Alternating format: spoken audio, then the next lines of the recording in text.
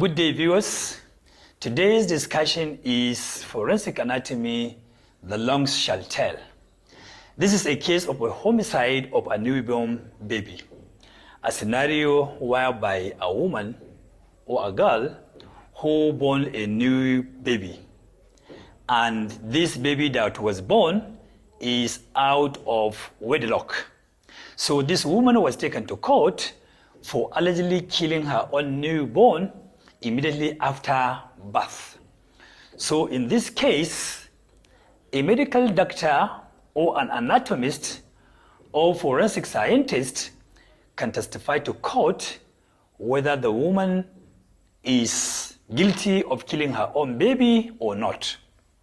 So the newborn baby, the dead newborn baby, can be taken to the lab, and then post-mortem can be taken, whereby the lungs are going to be harvested out of the chest, and then they can be tested to prove whether the woman was the one that killed her own baby or the baby came out dead.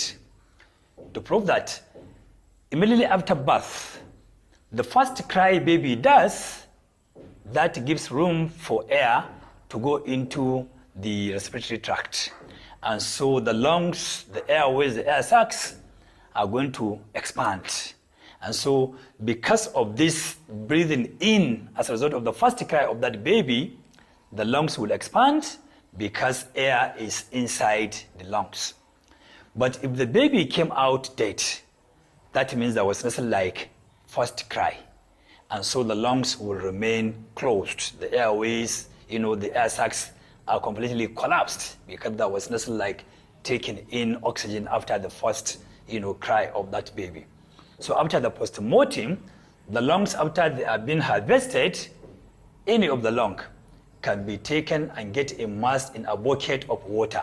So this is a bucket of water, so this first bucket of water, this is second bucket of water.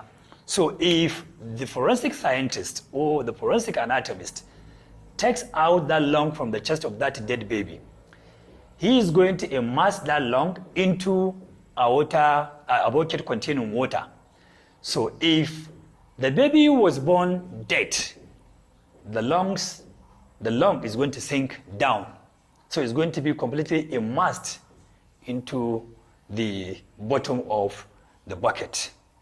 But if the baby was born alive and the woman was the one that killed that baby, so after the first cry, the baby will now inhale oxygen, and so the air sacs will expand, and so that means in the lungs, after killing the baby, still the lungs are expanded. So immediately after harvesting the lungs, and then the lung is being put into a bucket of water, the lung is going to float from the theory of buoyancy in physics.